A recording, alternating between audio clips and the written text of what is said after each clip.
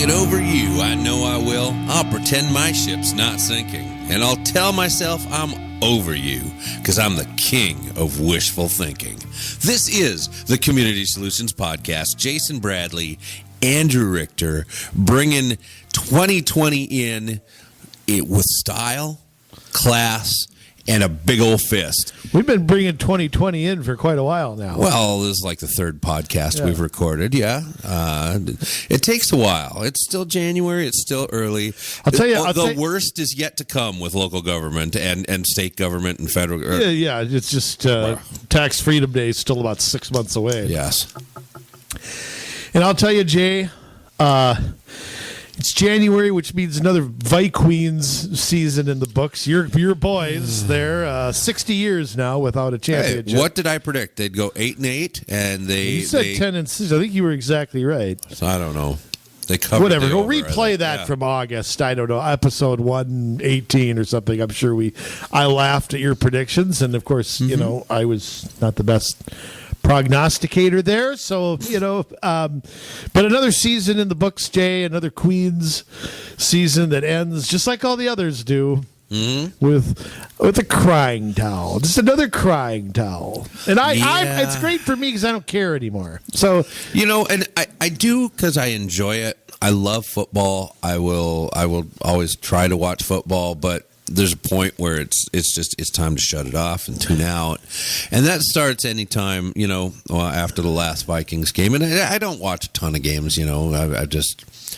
I decided after 41-0 to the Giants that what, my life is much more important, and I'm not going to live through the Vikings and their inevitable loss. So what I'm going to do is just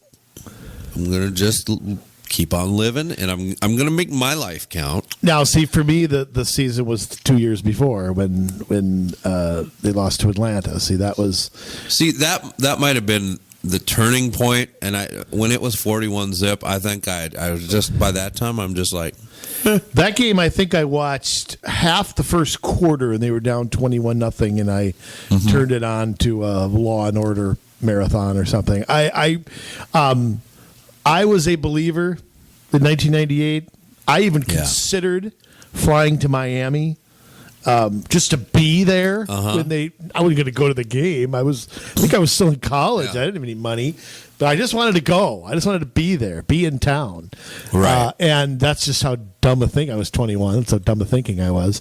And I had just them in Denver. What a Super Bowl that with the Terrell Davis, John Elway team. Yeah. What a game that could have been when you think about it. Yeah. And when they lost that game, I was just like, this. I remember my dad. I remember talking to him. He just shook his head, and he goes, I've never seen them win a big game before. No. And no, in fact, I mean, 22 years later, I've never seen them win a big game before. You think about it, and their postseason is defined usually by either the final score or one play. Well, and it's always you always refer to the game though. It's like, the 41-0 game, or Darren Nelson drops past the end zone game. The Vikings, or drop that pass for the Vikings, or Gary Anderson misses the field goal game, or the New Orleans game. Yeah. How about that game against Philly when they got beat just a couple of years ago? 41-7.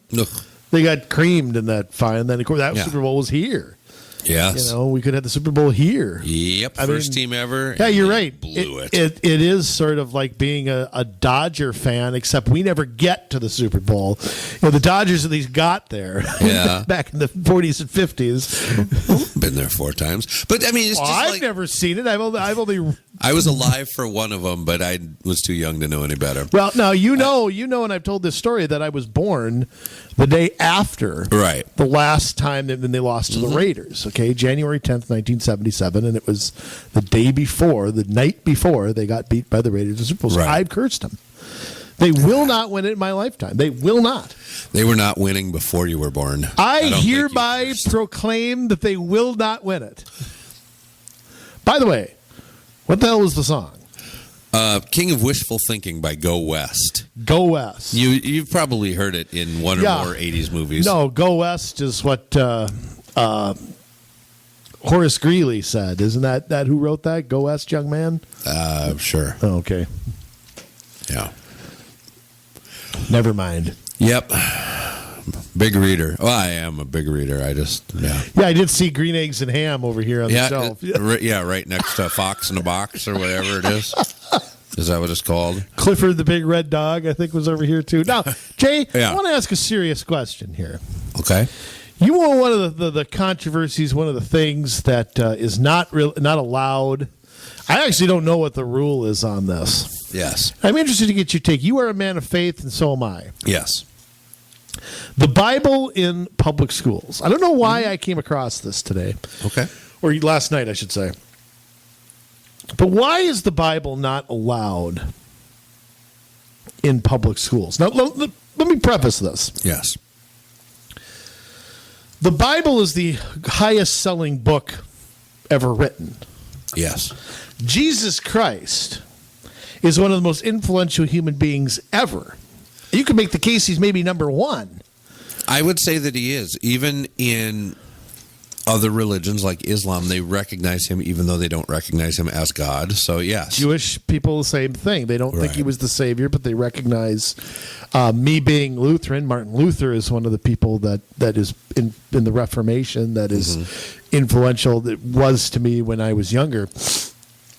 And this is what I was thinking.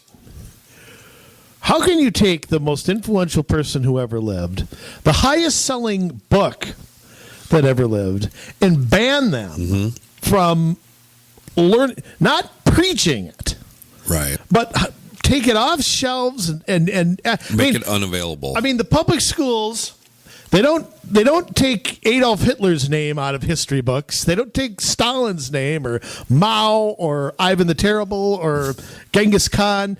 Those names are all okay to have. Jesus Christ, no, can't have him. Right. I mean, I can understand not preaching it, but we're supposed to be celebrating multiculturalism, Jay. We're supposed to be understanding each other. And how is it possible that the Bible and Jesus Christ can be banned, if they are, I think they are, in a public setting? How's that possible? Well, it's not a very woke book, Andrew. Well, he does. You think liberals would understand Jesus walking around in sandals, long hair? I mean, you think they would relate? Well, he might not have smelled like patchouli oil. There might have been wear tie dye, right? But you think about, I don't know. I mean, the true hippies that believed in peace and love, and it really it shows you, though, the shortcomings of man's understanding of those things, and how when it fits in with our worldview and we agree with it, it's okay. But as soon as it becomes something that challenges us a little bit, and it maybe isn't quite how we would do it, we all of a sudden want to get rid of it. Well, it's like we want to censor it. I mean, the whole thing. Just think of the great discussions you could have. Yes, with people from different backgrounds about somebody like Jesus Christ, and also you think about his message. I mean, how many schools out there are putting a Christ-like message of wanting different people to get along and parents to be involved and blah, blah, blah. And yet, at the same time, no Jesus in the building. I mean, right. Well, there's this whole other part of Jesus that certain groups don't find attractive. And it is the part that it deals with holiness, which is there's no room for sin, not in Jesus's life, and he asks his followers to try and get rid of that in their lives as well. Well, that doesn't fit in with people that want to live in a way that makes them happy, where they want to be able to choose what makes them happy. Jesus came, sure, in the name of peace and love, but he also said that he came with a sword, and that and that wasn't a physical sword, and some of the people of that time, they grew disillusioned with him because he didn't overturn the Roman government. But it was more on a spiritual sense, and that there was going to be a division between these people in the Jewish hierarchy. All of that being said, why can't you learn about it? Exactly. I mean, I don't, right. I mean, when I was in college, and granted this was college, and I chose to take this course, but I chose a world religions course, and it's one of the most interesting courses I ever took. Mm-hmm. I learned about Buddhism, which I didn't know anything about, Hinduism, which I didn't know anything about. Even things about Baptists and Catholics and Lutheran, and the differences between them, and I found it very educational and very. I enjoyed going. It kind of awoke something in my head. Not woke. Yeah, right. Awoke. Right. But I mean, and I just thought to myself, man, I learned a great deal in that class, and nobody preached to me. Nobody told me I had to believe this or that. But it's also, to me, it's all part of there's a lot of history that goes into that. There's a lot of reasons why certain countries developed the culture that they did was because of the religion they had. And it's just kind of, I think kids are missing out on, good, well-rounded thinking by having this subjects that you can't talk. And it's just funny how you can open up a history book today and they'll want to get rid of John C. Calhoun, and they'll want to get rid of, this guy or that guy. But, Hitler, he's in there. Mussolini's in there. Right. Nobody's making a motion to get rid of them because they were, bad people. So even with the people that keep, though, the people that were very godly people, George Washington and Ben Franklin and all of these people that they professed a faith in Jesus Christ. They've been made out to be deists, so somebody who sees God as far away, just he created it, he's hands off, and he doesn't interfere in the affairs of men, Right. I think that if you look at the quotes of the founders, that isn't supported. It's just not. Well, right, and George Washington lived by those rules of civility, those, which I didn't know until much later, until I researched him about how he controlled. He could have taught a class on anger management, because of how well he disciplined himself to control his temper and to be classy and to be, if somebody's going to meet George Washington, they're gonna be blown away by him when they meet him, and how he could have been king and refused it. And part of his faith, and it was so big a part of him that he didn't regard himself as the most important thing on the face of the earth. Right. The way others revered him. And you think if we'd had a different person in charge, where we would have been as a country. And it just, I don't know, it just bugs me that there's so much I think it's just sad that there's so much hostility towards people who churches do a lot of good in the community. I think religion and faith brings a lot to somebody's life, and the hostility toward that. It's funny too, because you'll hear about people who go to jail and they find God, and everybody thinks that's so wonderful. It's like, well, how about we find God when you're 10 years old, and before you go rape 5 people? How about we find God then? But no, we can't talk about God then. So it's just kind of. Well, and that, Granted, that home is a big part of it, too. Absolutely. No doubt about it. So. Absolutely. But I think because we've taken that out of the public square, that we have suffered. And not just when it comes to violent crime. I mean, just talking about civility and the way that people cut each other off in traffic. People don't hold doors. People are rude. People are, talking about George Washington, he had these rules for civility. And that's not at all the way that we act anymore, and it's just whatever makes us feel good, you do it, and it's just kind of the day and the time that we're in. I hope that somehow we kind of find that again, and it's something we're fighting for. You know what I'd like to do? I'd like to take my iPhone and my flat screen TV and go live about 90 years ago. That's what I'd like to do. Okay. If I can bring those things back with me, then I would go live. I don't think the cell signal was very good. I don't think so either. But you know what? I've got it's got its own. I don't need to hook up to a Wi-Fi. I got plenty of gigabits, or megabits or whatever they're called. I don't care. It doesn't matter. But I got plenty of those, so I can handle. Besides, they can't bill me going back that far. If I have bacon bits, I'll be happy. Okay, that's all I need. You'd have to kill the pig. But anyway, here's the thing. Yes. So, moving on. Anyway, interesting discussion, maybe a longer discussion for a different day, but I'm just amazed at what's allowed to be talked about and what's not allowed. Now, Jay, we've done shows on outside groups trying to lobby the state and federal government for certain things, usually free money. Yes. Free money. And we've come up with an even better idea. Yes. The Community Solutions Legislative Action Coalition, which is made up of you and me. Yes, we're launching this today. Look at the transparency, though. Yes, the members. Okay, we're negotiating in public. Okay, we just came up with this now. Right. These things just come to us. That's true. Of our wish list for the legislative session, which unfortunately for all of us begins, I want to say the 12th of February, 11th of February. And when it ends, who cares? Because I'll be fishing, so it doesn't matter. I'll be paying no attention whatsoever, and I'll just cry when I get home at the results because they're going to be bad. They're just always bad. And we'll see what hodgepodges together at the end and find out a year later what's in it.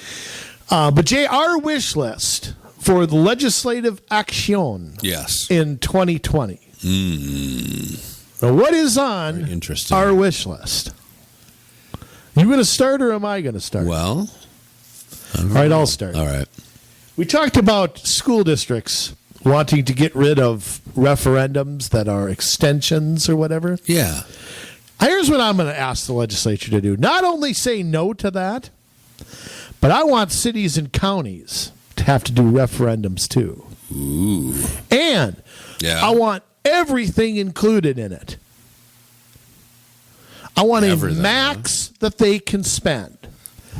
Period. I like that. Not a max. Oh, but we'll not just on property taxes, but we'll give you franchise fees and bonding, then we'll bond this. No. I want a max of everything. Wow. We set the max. We don't tell them how to disperse it, but we set the maximum. Okay, and there's no automatic renewal. They have to make the case to us, the taxpayers. Now, I want Mike Opat to knock on my front door and tell me why he needs A, B, C, and D so I can slam it in his face and tell me he get none of it. Okay, so I mean, that is my first thing. Now, how we work out the details, who cares, doesn't matter. Right. I want to be able to say no to the city and the county without waiting 2 or 4 years to vote somebody out. And school districts have a rare point, that they have to do that and other municipal governments don't. That goes for the park district as well. I want all of that to be on referendum. I want to be able to set the max that I want to that I'm willing to spend on not being told what I'm going to pay. So there's my number one there. I'm making a motion for that to be approved by the CSLAC. You've even got the acronym down. Do I hear a second, Jim? I'll second that. All right. Motion carries. All right. Motion carries 2-0. We got to write all this down, so that we have full transparency. Absolutely. Unlike the school districts or somebody else, they can see who's on this and who doesn't. So, and all our lobbying dollars, which let me look at my wallet here. 1, 2, mine's a little low too. There's a 5, 7. I think I got $12.50. You got me beat by $12.49. Oh boy. Well, I might as well go obvious right away. Okay. All right. That would be getting rid or removing special elections in favor of appointments. Now, what you mean the opposite? Getting rid of appointments in favor of special elections. Yeah. Hey, rewind that. Sorry. Make sure that this is what cities are doing, as they're trying to get rid of special elections in favor of appointments. Well, well, the fictitious choice that they have so much leeway in that. Right. So statutory cities really the statutes need to be rewritten. Yeah, I mean, a lot of cities that are statutory in nature use the appointments to the full of their ability and manipulate resignations to do that as well. Absolutely. And there are cities like Ramsey who are looking at getting rid of special elections in order to have appointments. Why would you do that? Let me tell you. Can they do that as a statutory city, though? Get rid of them? Well, could they write it into their code that there's no... I think that currently Ramsey doesn't use them, and they want to start using them. Instead. Well, Dan Specht won a special election. Yes, he did, and that's part of the reason that they want that. Of course, the person you don't want wins, then you want to get rid of them. But I mean, you think about this and the way that cities have used this. I mean, let's take our current favorite appointed council for a moment and take a look at Big Lake. Okay, so in Big Lake, you have a council and you have an election and, you have your two top vote getters and they go immediately as soon as, the mayor won her election to the county board, goes directly to the people, right, is what should happen. But no. They have talked in secret and they figure out, you know what? Not the guy that came in first. We'll go to the guy that came in second because he agrees with us. And we're going to put him up for appointment to move him to mayor to fill out my seat. Okay, good. Oh, that. And then we'll go back and say, oh, you didn't want that. Did you, Paul? Did you? No, you didn't want that? Okay. Before you really know, get a sense of what we're doing Before here. you're even sworn in. Yeah. So that creates an opening. What are we going to do?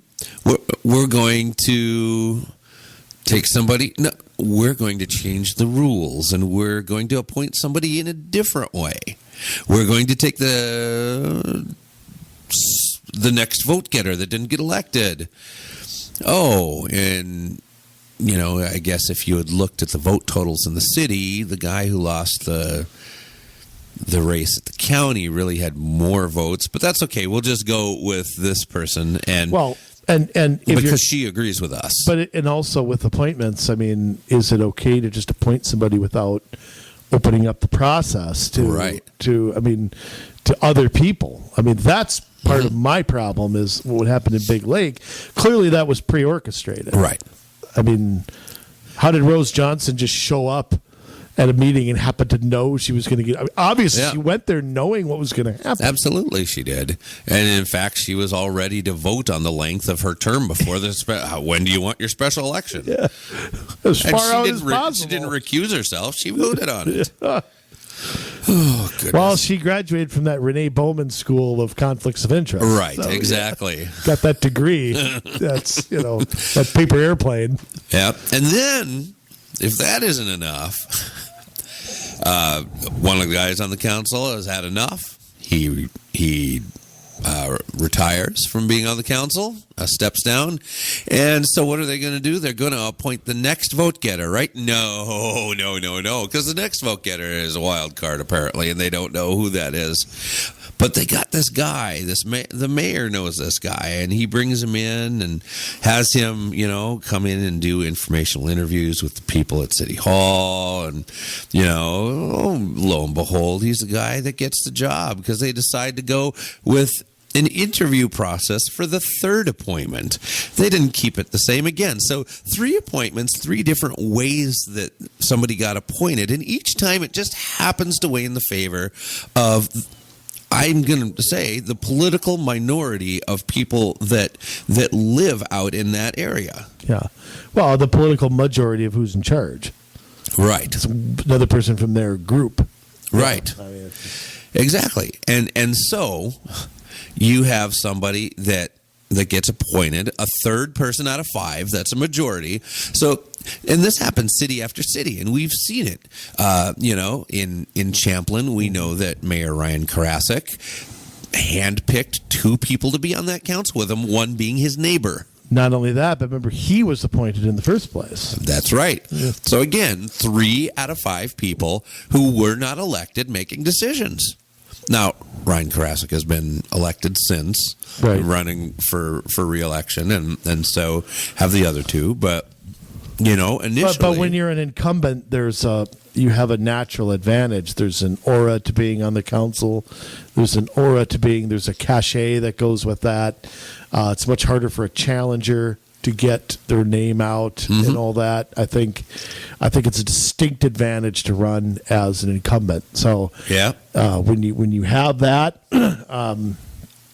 it's a natural advantage to have. But this is what they do. This is to maintain their majorities.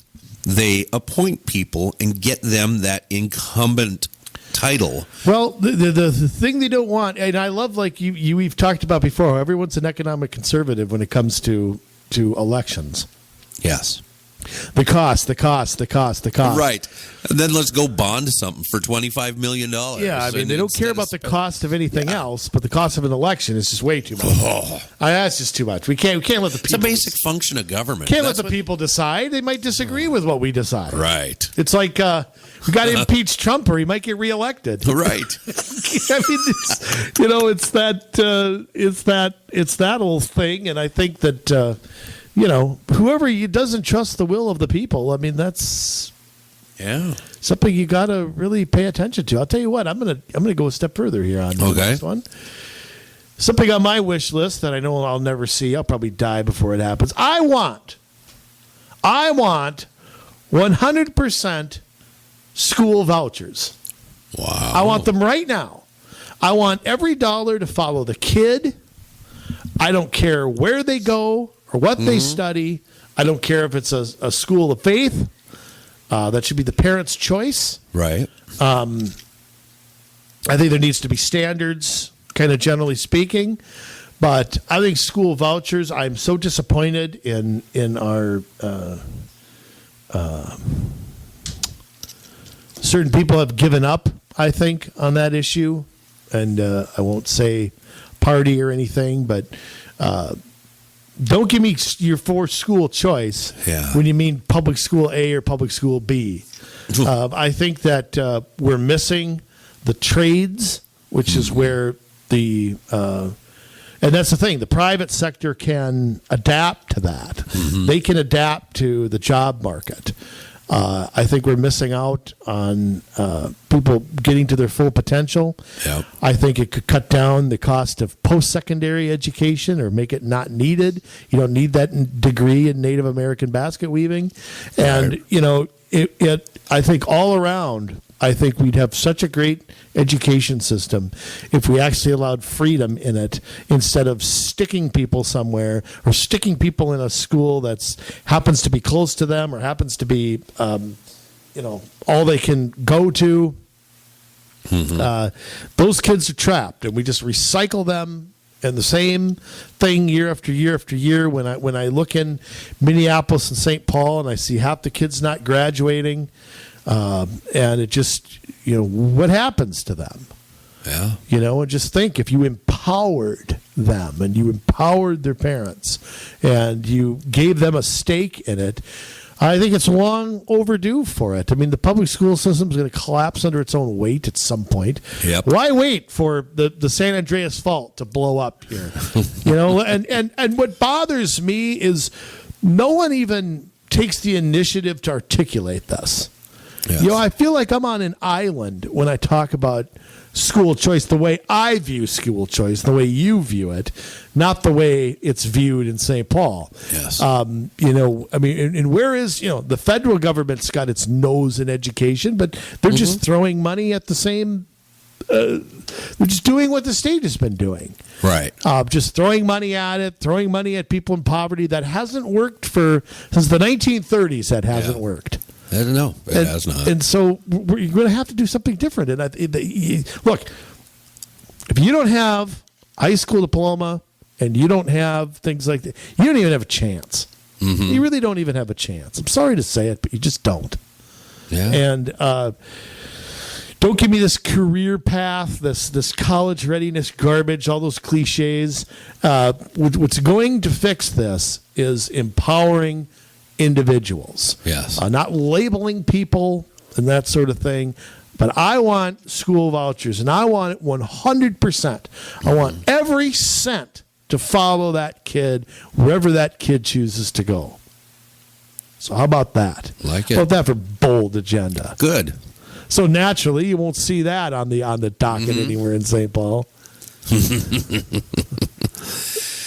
Here's one that'll make conservatives uncomfortable. Not all of you. Not the people that listen to this show. So I'm not going to squirm? No, just the ones in St. Paul will be uncomfortable. They probably turned us off by now. That's probably true. Oh, that's too crazy for us. Eliminate the Met Council, of course. Oh. Jay. Yeah. How dare you? How dare you? Yeah, I think it's time. It's, But Jay, what about all those people who take the bus? What about all those? You know what? What about all those transit-oriented development projects? There are other ways to figure that out. You turn that over to private companies. Did we have buses before the Met Council? Yeah, I think we did.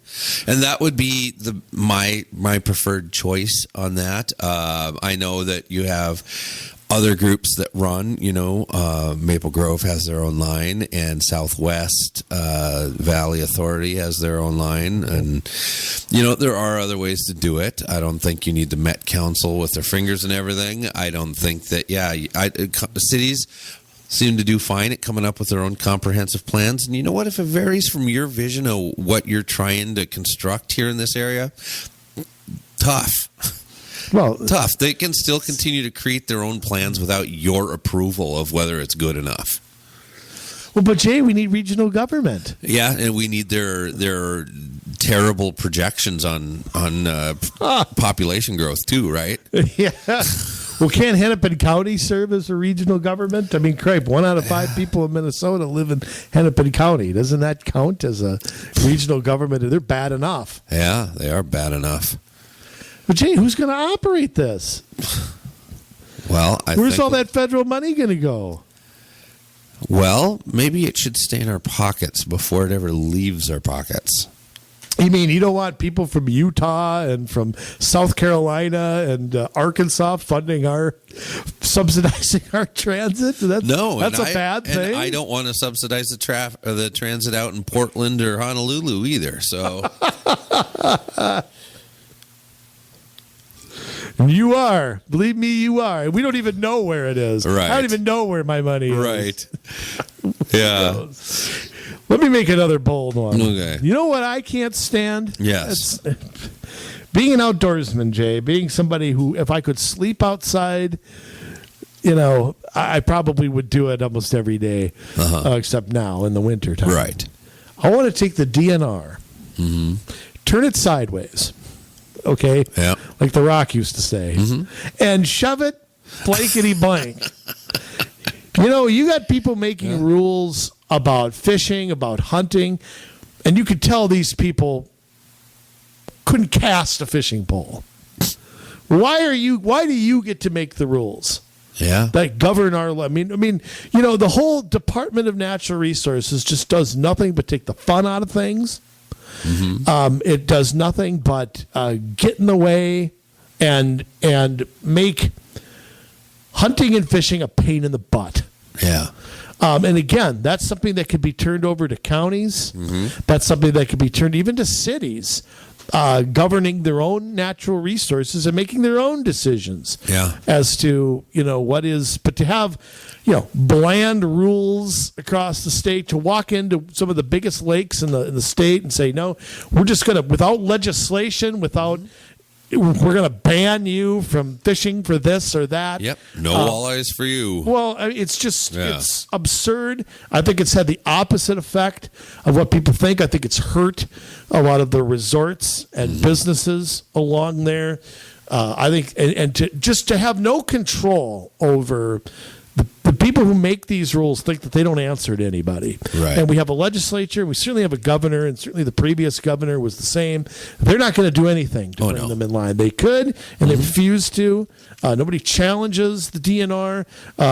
And I think it's time the DNR took a hike, and we brought it back under local control where it belongs. You got 15,000 lakes in the state. About 5,000 are public.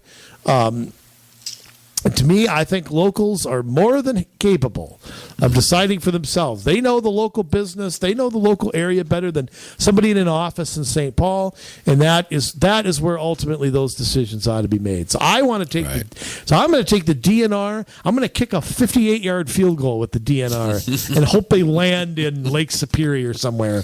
And they can keep that clean over in Canada. So are you saying that you would eliminate them? Yes. Or Yes. Wow. I would eliminate the department. Well, okay. Just thinking out loud here. So you think that can be completely handled, all the conservation, all of the population management, all of that at the county level?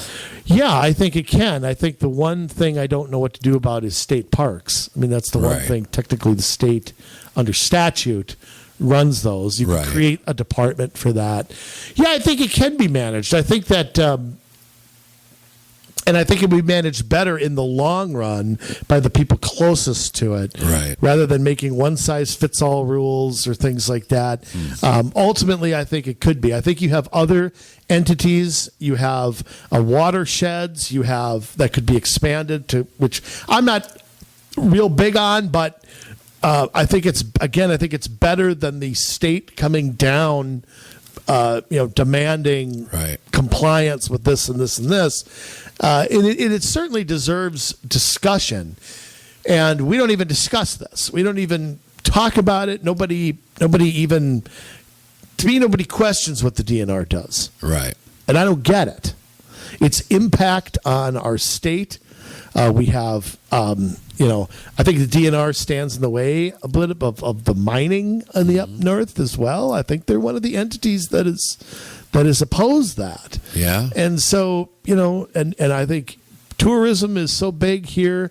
I think some of it is dying, though, up north. It's dying for a lot of reasons. I think our changing demographics are part of it, too, because you go up to a resort in northern Minnesota. Believe me, I'm one of the youngest people there.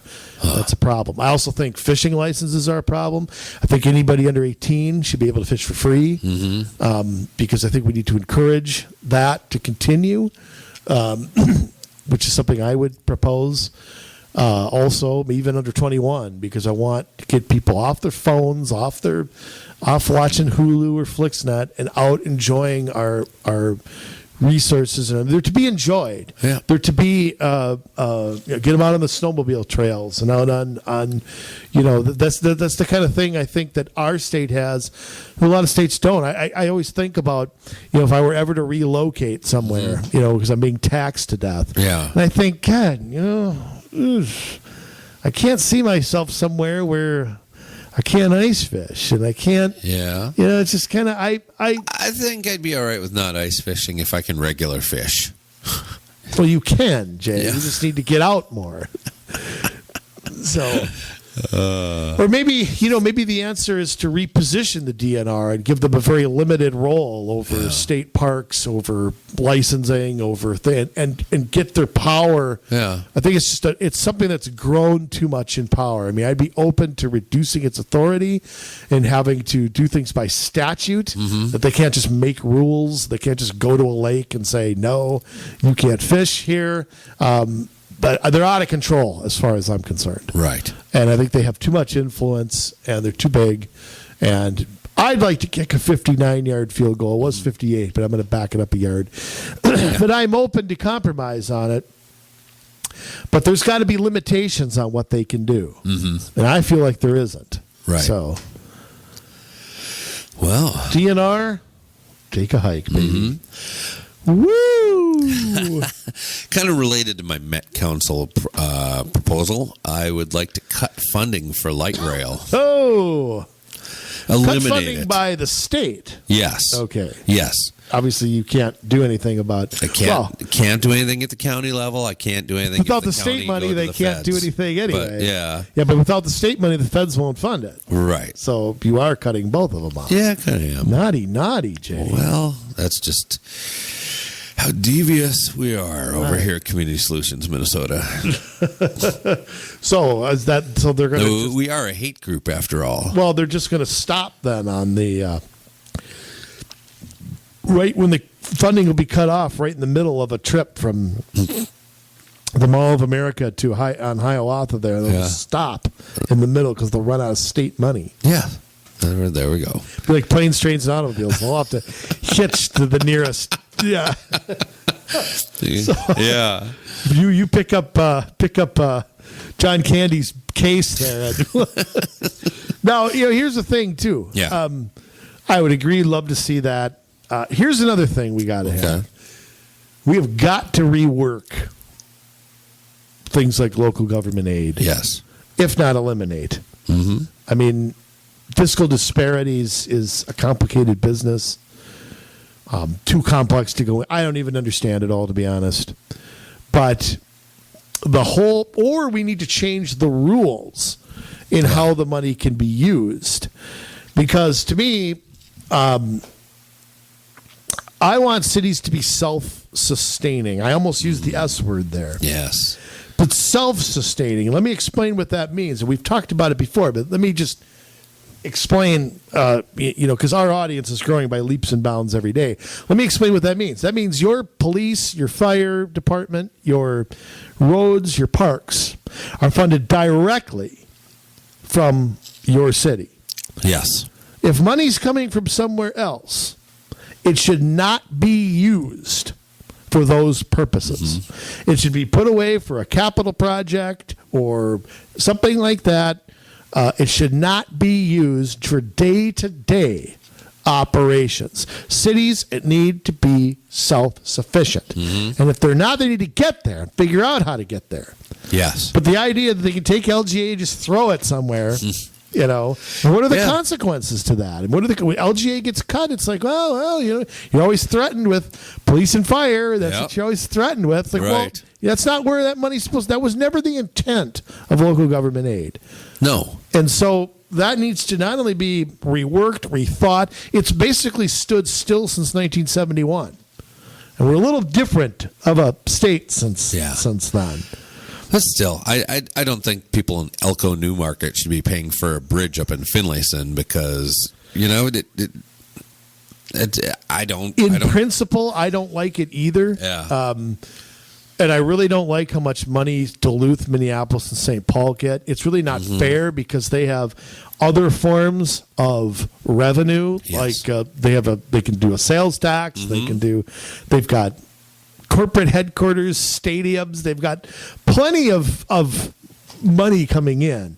And that's just, I agree with that in principle, but if we're going to have LGA and we're not going to eliminate it, the whole system needs to be changed.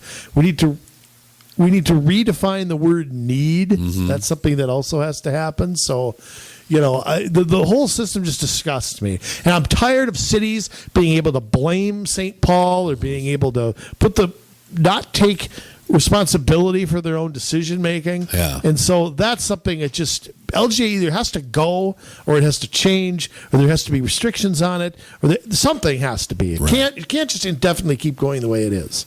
Yeah. So let me do one more here, and then we'll talk about some of the actual things that they're looking at doing this year and see if it compares to what we're proposing that they do. Oh, down the line. I think that it should be state law that all local governments, we're talking county, we're talking schools, we're talking city, anything like that, needs to provide each taxpayer with a full picture of their tax burden, not just property taxes, but also bonding, TIF financing, you name it, franchise fees, that taxing authority that taxing entity needs to give an annual overview to every taxpayer of money paid in from all sources of revenue. And can it be written in English? Yes. It should be a graph. Not a 250 or a pie chart. Not a 250-page comprehensive annual financial report. No, it should be like a one-pager. Yeah, a pie chart, something like that. Yep. Of here's what your people think, like you've said. Mm-hmm. That what they pay, that $500 or whatever that goes to the city or whatever on their that's all they pay. No. And people also need to understand, this is maybe an educational thing, licenses and permits. If a business is forced to pay for a license or a permit, that cost gets put off onto you, the customer. You're paying it. Mm-hmm. You know, like Leona Helmsley used to say, we don't pay taxes. We make the little people pay taxes.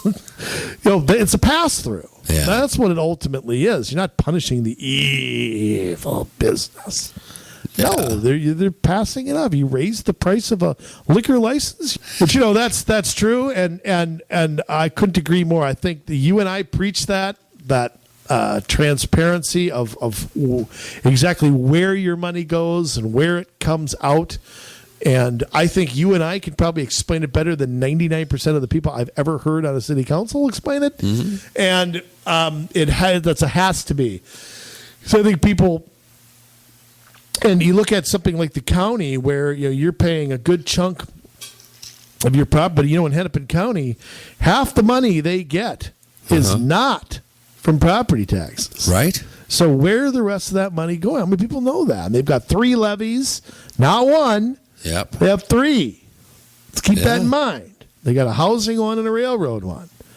So and again, that's not explained. And they don't want you to know. Why don't we just say it? They don't want you to know. Nope. The more you know, the more they know you're going to hate it. Right. So, all right. So is that our wish list? Are we going to make a motion here to the CSLAC has spoken? There's plenty more, and if we had, Jay, every session you got to make priorities. Right. So we're making these as priorities. I don't even remember them all. It doesn't matter. Yeah. You heard them here. Right. Okay? You don't remember, hit rewind. That's the great thing about a podcast. Absolutely.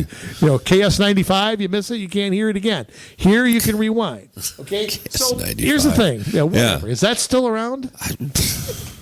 Sure. Is 101.3 still around? KD, the hell is it? I used to listen to it when I was a kid. WB. Yeah. They're still around too? I'm sure. Sunday nights, man. The top 40 with Casey Kasem. That was on you're Katie. Not finding that anymore on that. I don't think he's around anymore. No. But I miss Sunday nights. Back in the day, just to go off for a second, before the internet and stuff, you had no idea what the top 40 was going to be. Mm-hmm. And it took Casey Kasem like 4 hours to go through every song because he had to give a biography on every singer. Right. The top 40 with Casey Kasem. Number 33. This band was originally from... he would always do that, and so it'd be like 10 o'clock and you finally get to the number one song of the week. And that was Sunday nights for quite a while at my house back in the late 80s. So anyhow, so there's our wish list, Jay, for this upcoming session. Bold agenda. What do we think, however, is going to happen? We have some clues now from our friends on the Republicans. I'm going to say something just off the subject just for a sec. When I run for governor, Jay, in the future, I may do it as an independent. Because I read the agenda we're going to... everybody knows that I've been a Republican most of my adult life. And I have voted Libertarian before. I voted Independent before. Yeah. I won't say for who, even though we've talked about some of them on the show before. Right. But I might do it as an independent, just because I can't. I don't like it when others define me. Mm-hmm. And I'm the same way. When I read this agenda that the Senate Republicans put out there, this must be their perfect 2020 vision. Yes. I'm wondering who I've been voting for the past 20 years. Okay. Because I go to a Tea Party meeting, and this is not what I hear from people who come and speak there. I hear rah, rah, rah, we're going to cut this and cut that. And, of course, the only thing they cut is the cheese. So let's enlighten us here on what the 2020 vision. What is that for the upcoming session? How tantalizing it is. It is. 2020 vision is perfect vision, right? But here's what Paul Gazelka has to say, that some things we have pretty firm in our mind where we'd like to go. Other things we realize that there needs to be more conversation. Doesn't sound like perfect vision to start with. You're about 2,400 right now. Yeah. One thing that's good, they're talking about cutting taxes on Social Security for seniors. That's good. Well, but the whole idea that they're taxed in the first place. Right. This is tax money that you've been taking from them all of their working life, and now you're taxing the tax money. We should mention it's the state doing that. You're right. Most states don't do that. Yes. Even some of the bluest of blue states don't do right. it. So it is pretty rare to see that, but I liked that one. And then of course, it's not like your Social Security check is $50,000 a month here. Yeah. What is it? 1,200, 1,400? I think it depends what age you retire and take it, but. Mm-hmm. I know my father isn't getting a whole ton of money for the 45 years that he worked. Okay, I'll give them that one. Now, what are the odds they get that through? About zero. Yeah, that's because Democrats don't care about old people, right? Wait, here's one of my favorite lines. Yes. There's enough money for tax cuts given that the state is enjoying a $1.3 billion surplus. Can I explain what a surplus is, Jay? Yes. If I went to the grocery store and I bought $68 worth of groceries and I gave the cashier $80. Yeah. Okay. The cashier can't say, well, you know what? You're giving me a surplus. And I'm going to take that $12 and I'm going to spend it. Mm-hmm. Instead of giving it back to you, I'm going to spend it on... we're going to save it for a little project that we were going to work on here at the store. Right. So why can the state of Minnesota do that? Why can they say, well, it's a surplus, but we're going to keep it? Well, that's what they do. But it's not a surplus. We're overtaxed. We are overpaid our bill. Right. So how is it even debatable that they can take it and go do whatever the hell they want with it? Exactly. But it's not a surplus. They got to stop saying that word. Mm-hmm. We overpaid. Everything is funded, mm-hmm. and then there's money left over. Right. So we're just going to pocket it. But you know what? But who they need to hire like Frank Luntz or somebody to come in or Bill Hillsman and come in and do some sort of campaign on words. Yes. That sounds stupid, but you know what? How you say something and how you frame it, you and I are big believers in this, makes a big, big difference to people because people react differently to different words. They have a different mindset, and you can change their minds if you change your language. So quit using the word surplus. Because let me tell you, if I underpay, I'm going to get a visit from the IRS, right? And there might be handcuffs with it. But if I overpay and they don't return my money, they do not get a visit from the IRS. No, they get a visit from me. They'll get a visit from me, I'll tell you that. They just get to shove it in their pocket, use it for something else. Yeah, I know. Like one of the greatest sayings if I ever heard, I can't remember who said this, is if you don't think anybody cares about you, miss a few car payments. Right. Somebody cares about you. Oh, God. Gets into that bonding bill. I'll tell you what. I know. There are times I hate this session more than I hate this second. They should have one session. Yeah. Why do we have another one? It's just to go and spend more and screw this state up more. The Public Works borrowing package, otherwise known from parts unknown, the Public Works borrowing package, the bonding bill. Governor Walz wants it to be $2 billion. The House Democratic majority is expected to offer a bigger proposal. Now, the Senate Republicans here, you'll be glad to know, are not saying how big it should be, but they're committed to working with the Democrats. What does that tell you? First off, it tells me they have the votes already to pass a bonding bill. Yes. Second, since you need 60% of the votes, maybe there's a few more people that, I think what he's saying is, hey, we're bribable. Yes. We don't want to do this, but if you do this project in this guy's district and in this school and that guy, we can be bought. Yeah. Isn't that what they're saying? That's pretty much what they're saying. Yeah. Now here's a perfect case where you see their inability to negotiate. Absolutely. You want a bonding bill? Hey, you're going to give me 5 things for it. You're going to give me tax cuts. You're going to give me this. You're going to give me this. You're going to give me this. Or you can take your bonding bill. And they can stop it. The Republicans can make it so there's no bonding bill. Absolutely, they can. So you're going to make them pay heavy. Well, what do you want to bet? It's 80% of what the governor wants, and the only thing we get is a bare wrist. I mean, that's all we're going to get out of this. I mean, come on. I mean, yeah. This is even worse. What? Well, they talk about, how do you say this guy's name? Gazelka? Yes. Gazelka hears about increasing crime in the Twin Cities. Well, he's not wrong. No. Public transit's been a nightmare down the city. Minneapolis hasn't done anything about the gang problem in how long? I'll tell you what. You know how to get rid of the legislature created these city governments. Yeah. I say they dissolve Minneapolis and St. Paul city governments. Oh, boy.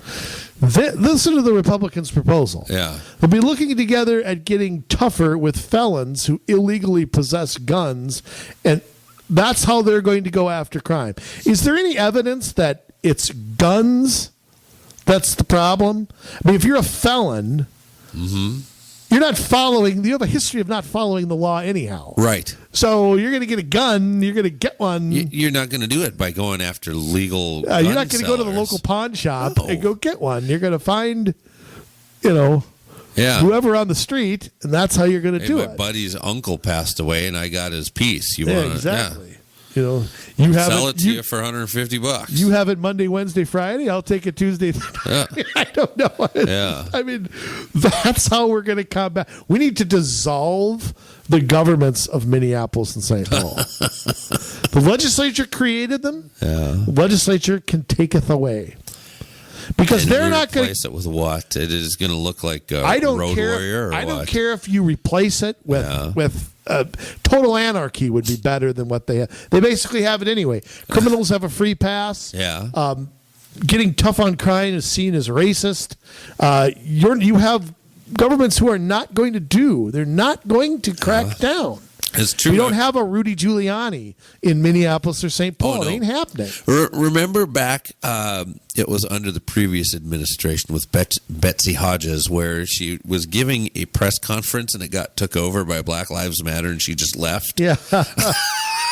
She wasn't radical enough for them. No. So that was fantastic.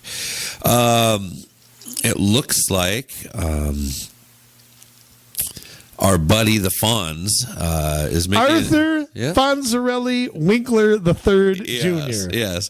He's going to be making a top priority to legalize recreational marijuana, and it looks like it will not be on the Senate's agenda this session. Oh, okay. So Cheech and Chong aren't. So you man. So they're taking a stand there. I'm of two minds on that. I think clearly our laws haven't worked, and I don't know what to do about that. I think it's inevitable that it's decriminalized. I don't know that I necessarily support that, but ultimately, it's something that people don't care what the law says. Right. My problem is I think it's a gateway drug. That's my big problem, that you ask somebody who's addicted to cocaine or heroin, ask them how they got started. I guarantee you it started with, man, I had a little hash, know what I'm saying? And I didn't get that high. I had to go get that high. That's how that starts. And it's a gateway drug. At the same time, it's a plant. Yeah. I mean, I think it's. But even there, I mean, it's. The Republicans aren't even taking a position like we will absolutely not take that up. We don't think that's wise. It's just like, it's not a priority for us. It's not going to be on our, But I think the conversation needs to happen. Though. Yeah. I think it's a chance to, okay, you want to legalize pot? Well, you're gonna support our tax cuts. I mean, or you want this? I mean, I don't know. We're missing. To me, you're missing an opportunity there, and. I am of two minds on that issue. Mm-hmm. I really don't know what to do about it. Part of it disgusts me. I mean, part of it is just like the more drug, the dumber we're going to get as a country. Right. And part of it is like, okay, you know what? We can handle it. We're not handling it. We're not going to. So what is the point of throwing people in jail for paraphernalia? Or I mean, I don't know what it's getting us. It's almost like we're drowning at the bottom of the ocean. Right. I don't know what to do. I don't know either. It's nice to know the Fonz though likes to. Yeah. Hey, as long as he's not threatening counties who disagree with him on refugees, then he can. Oh, you're too late on that one. Oh yeah, I know. We talked about that last week. So yeah.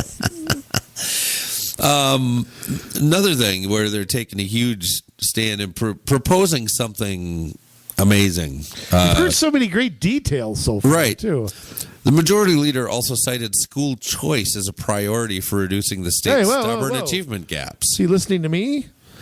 Well, he cited school choice. He didn't say they had a plan. Oh, okay. But what he did say is that they won't support a recent proposal from former Minnesota Supreme Court Justice Alan Page and Neil Kashkari, president of the Federal Reserve Bank of Minneapolis, to amend the state constitution to guarantee all children the right to a quality public education. Isn't that already in the Constitution?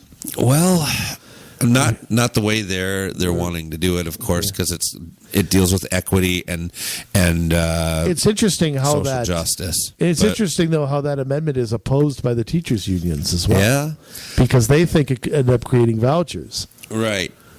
You remember Cash Carey from the Bush days, right? Yes, of course, Cash and Carry. That's also from the FDR days. Yeah, I was surprised to find out he's here now. Yeah, changed the spelling of his name too, C to a K.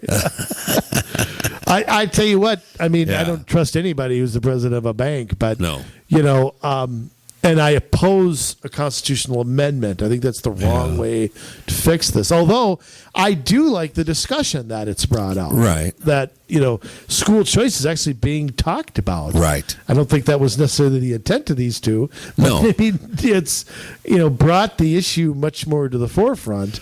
A quality education is too vague to... but that's but my problem with the constitutional amendment is it's all about how it's sold. Right. And I think that these decisions, need to be made not by a sales campaign, but by real legislation that will change things. So I would oppose the constitutional amendment, but it depends what they mean by school choice. Mm-hmm. If school choice is public school A or public school B, if school choice is getting in a lottery and hoping at a charter school or at a magnet school. Yeah. But to me, that really isn't school choice. The power isn't in the hands of the individual then. No. It's better than, okay, you're going to go to this school and that's the end of it. But it's not anywhere near where it's got to be. But Republicans have flunked on this issue over and over and over. Yeah. They just won't stand up for, and I think this is one of the ways they can get into inner cities and say, look, there's hope for you. Right. By vouchers to it's your ticket to getting out of the good times. Mm-hmm. You know, and your life can be dynamite. Wow. Okay, I said that a little loud. Yeah, that's all right. Dynamite. What else are they? That all? That's the perfect vision? I think they're going to stand against some of the stuff that is coming from the left, obviously. Oh, well, that doesn't take Walz anything wants to do. push gun control and insulin affordability and so he wants the taxpayers to pay for the insulin. $276 billion or whatever. What was it, billion or million in affordable housing? Yeah, $276 million in bonds for affordable housing. To do what? Build it? Subsidize it? Yes. Oh, okay. I mean, it just doesn't make any sense. I mean, what are you going to do? Subsidize somebody's rent? I mean, give them. Look. These politicians talk about the price of housing. They're the ones that created this mess. They're the ones that created the tax deductions for your mortgage. They're the ones who jack up property taxes. They're the ones who put regulations and all of these things on these builders. They're the ones who put environmental requirements on all these buildings and so on and so forth. Mm-hmm. They're the ones who create the banking laws that put people in houses that they can barely pay. Yeah. So give me a break. Right. Fix that stuff. Well, and hopefully they will continue to stand on some of this stuff. Walz wants to implement, Governor Walz wants to implement, the universal background checks and red flag laws in this state. Don't we have background checks? We do have background checks. So what is universal? There's a 3-day waiting period. Oh, and the feds have one too. Well, in universal ones, they would check if you've ever had a gun infraction on Mars or. So it's a universal check. Right, exactly. Apollo 12 had a machine gun in the back. And, so, I mean. It wasn't locked and kept in 3 separate spaces. Yeah. wasn't registered with. NASA forgot to register it. I mean, but to me, I mean. What is a red flag law? Well, how is that? I mean, I know what they are, but how is that? What is that designed to stop? Exactly, it's just a way of making more people guilty in the eyes of the public and of the law until proven innocent. Is that where somebody's got bipolar or something, and they that's what they'll say. But, I mean, it could even get as bad as, I don't like you, I'm going to report you so you can't, so I mess up your life, and you're red flagged. Huh? Yeah. I mean, somebody could say, you know what, I want to stick it to so-and-so, so I'm going to say that I think they're a danger, and they have guns in the house, and you get red flagged. Really? It could be a neighbor down the street. It could be, yeah. So red flags don't come at the time of a sale.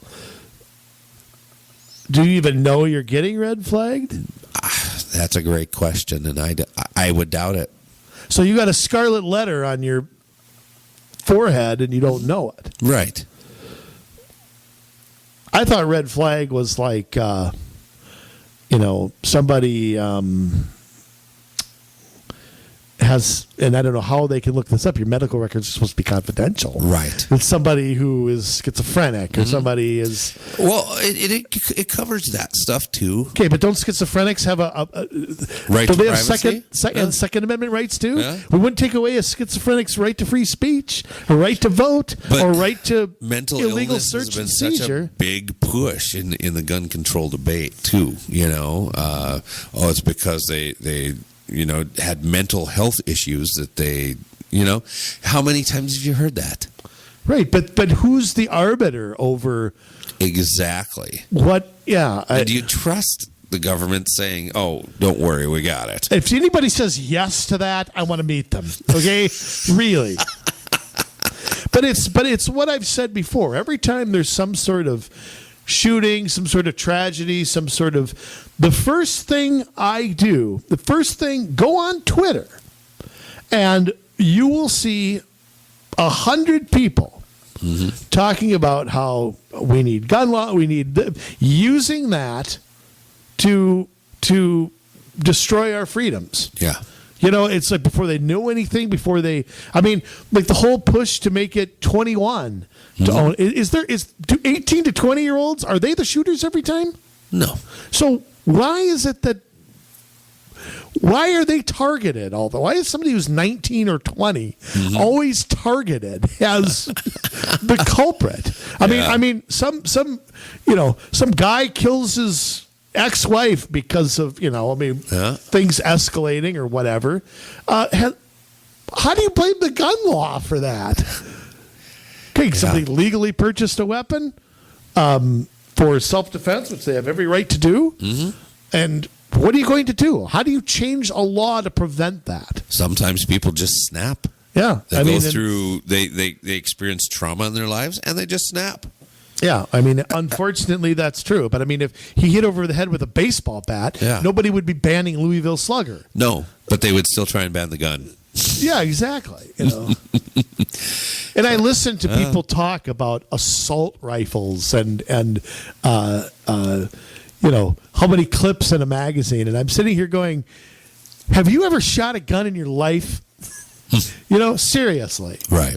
Everybody, I'm gonna propose one more thing to our agenda. Yeah. That everybody in the state legislature go through gun safety training and take a test. I want them to take a test on, if you're going to try to ban these things, you damn well better know what you're talking about. Right.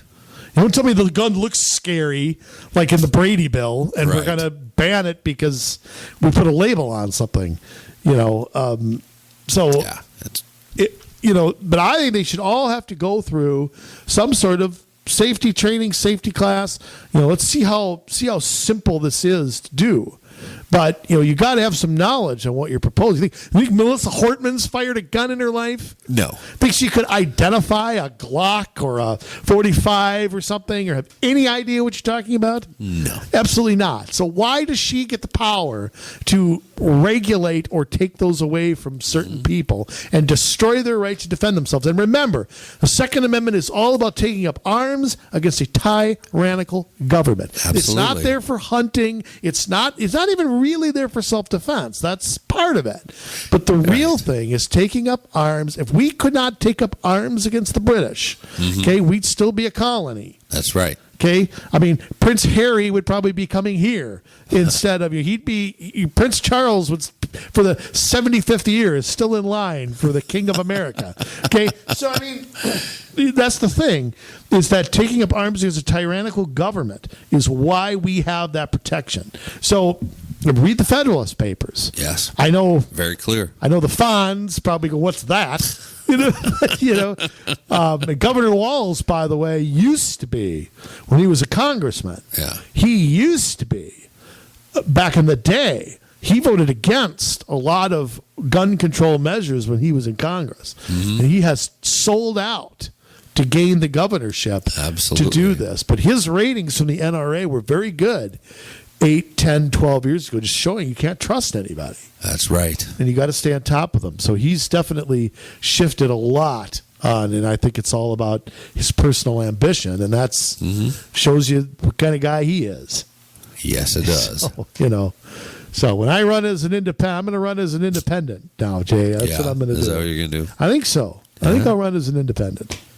So I can't run with the libertarians because I don't agree with them on too many things either.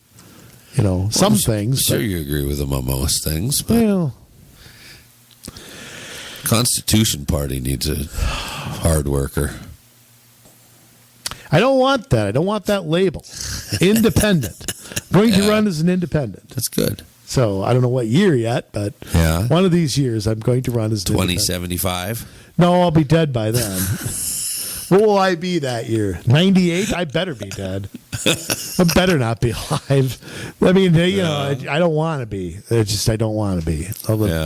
Nothing to look forward to at 98 years old. We'll still be shaking our fist at the government. Yeah, wetting my pants. That's what I'm going out. I'm going out like Moses on a mountaintop at 120. You're going to ride Secretariat out in the... Oh, gee. Well, I told my wife I want to die at a lake on a dock. Yeah. That's where I could arrange that. Wheel me out there. Oh, you mean when you're old? Oh, yeah. Not tomorrow morning. But wheel me out there. Yeah. And I just want to enjoy like a sunset or listening to the waves hit the bank and hear the boats, and so it better be in the summer. Yes, that's what I want to do. That's how I want to go. I just want to die. You can come get me the next day and roll my old bones on out of there. But that's what I want. That's what I want to do. So I don't know what age that'll be. Hopefully, it's not for a while. 'Cause we got a lot to do. Right, we have a lot to do. Way too much to do. It's like I've told people, when I'm gone, just take me up, some country road and push me out, and the bears and wolves will take care of me. It'll be all right. Yeah. I think they might leave. It'll be all right. They might leave you for a while. Well, that's true. Well, we should throw you in a swamp, and then the crocodiles give you the death roll, and they'll tuck you away and eat you in 6 months or so. Oh, there we go. Word. You know what? I learned more about crocodiles by watching Crocodile Dundee than I ever did anywhere else. And I'm sure it's all true. The death roll. It's the truth. Yeah. Oh, yeah. They don't like fresh meat. Mm-hmm. So Paul Hogan says it. It's got to be right. Absolutely. Absolutely. Anyway, there's our wish list. Okay. I make a motion that we pass our 8 items and officially lobby the state of Minnesota for our things from the CSLAC has spoken. I will second that motion. Motion carries. All right. I like Fantastic. Hey, everybody. It is 2020. I think I mentioned that at the beginning of the podcast. I'm not sure, but I think you did. It's a big election year. Huge election year. Huge. And we got a lot of work to do. I mean, as you see here, we got a whole house that's up, and it would be nice to get some people in there with a backbone. The whole Senate is up. It would be nice to get some people in there with a backbone. But that only comes from having people at the local levels that have had a backbone for a long time. People who have come up through the school boards and the city councils and the county boards, starting maybe even on the advisory commissions way, way back. You ever thought about being in state government? Maybe you haven't. That's all right. Where we need to start is at the local level. We need to start with people on advisory commissions, get people for city councils, school boards, county commissions, and that starts with you. We're building a team of 20,000 people across the state at these local elected and appointed positions. And when I say appointed, I don't mean Big Lake City Council. I mean that these advisory commissions, watershed districts, things like that. We have to be able to put together a team that is going to provide common sense solutions. And we can only do that with your help. We're only allowed to run so many places in this state, and we probably can't run where most of you are listening for things. So it's up to you, and if you want things to change, if you want people to actually start talking about passing things that create freedom rather than restriction, that create financial freedom rather than create larger amounts of debt, then you're just the person to do it. And if you're thinking about this, an advisory commission, you're looking at 3 hours a month. That's it. It gets a little more than that when you're running for city council and things like that. But you know what? It's a sacrifice that's worth it to make. And so I urge you guys, It is an important year, and now is the time to begin to get involved. So when caucus rolls around, you're able to introduce yourself to everybody in your district, your precinct, your ward, and let them know exactly what your intentions are. And it'd be good for them to meet you and you to meet them, and begin that process of listening to them so that you know exactly what it is they want. We can't do this by continuing the same old way where we let the city councils get run by staff and county boards get run by staff and school boards get run by staff, because then they just get, they get all of that handed to them. Well, then the special interests and the lobbyists run things when they get to the state level and the federal level, and they're just used to it already. We need people with a backbone now. So if that's you, get a hold of us. COMMsolutionsmn@gmail.com. That is COMMsolutionsmn@gmail.com. And we would love to be able to get together with you or your group and help you organize and begin to put the pieces together for a successful 2020. Because let me tell you, with all of this attention on a presidential election, we got to get moving here at the local level.